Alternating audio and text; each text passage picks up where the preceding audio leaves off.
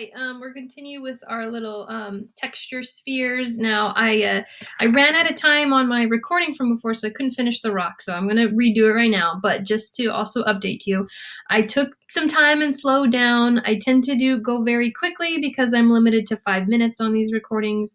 But I slowed down and I finished my scaly sphere, and I added all the little extra detail of the value underneath each scale, and I added a cast shadow. And then I tried to add another cast shadow on this little hairy sphere, but I think it's interfering with the hair on the sphere. But I went around and I added more hair and had it wrap around the sphere a little bit more. So now we'll do the rock.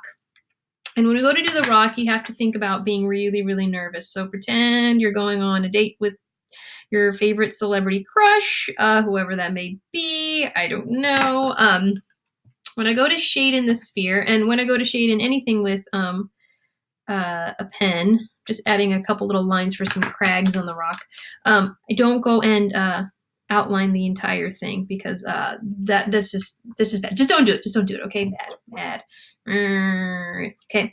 I'm gonna start by just adding some value in from bottom to top, and I'm gonna move in a very shaky, frenetic, nervous kind of way. Okay, and it'll help create that really randomized texture of a rock that's random and organic and shaky and very, very rough. Okay. Now I added those little crags for a reason, which I'll show you in a little while.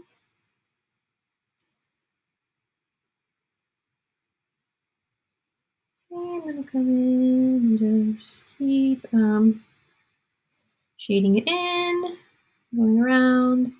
And then those little crags and stuff, and it can be very random too. What's cool to do is like go in and shade even more around them, and it'll look like there's like extra cracks and bumps in the rock that way. So that way there's some areas that protrude a little bit more and show the bumpiness of the rock. See, it's happening. Okay.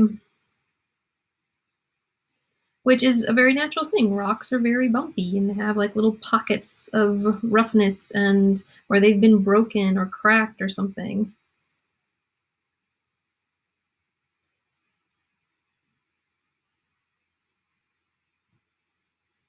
So again, you can come in and kind of shade in more certain areas and leave some areas a little bit lighter so that they have a little bit of a highlight and they pick up a little extra light and they show the bumpiness of the rock. This almost looks like a really inky version of like an everlasting gobstopper from Willy Wonka and the Chocolate Factory. And then maybe when I go to do my cast shadow, I'll keep a little bit of that frenetic loose, nervous, random shakiness in my pen. That way, it kind of looks unified. All my shading is unified. I did that little example, and I was practicing a little bit before too, and I kind of like the way that this one came out as well. But yeah, that's how you do it. Good luck. Take your time, by the way. I go fast because I'm limited.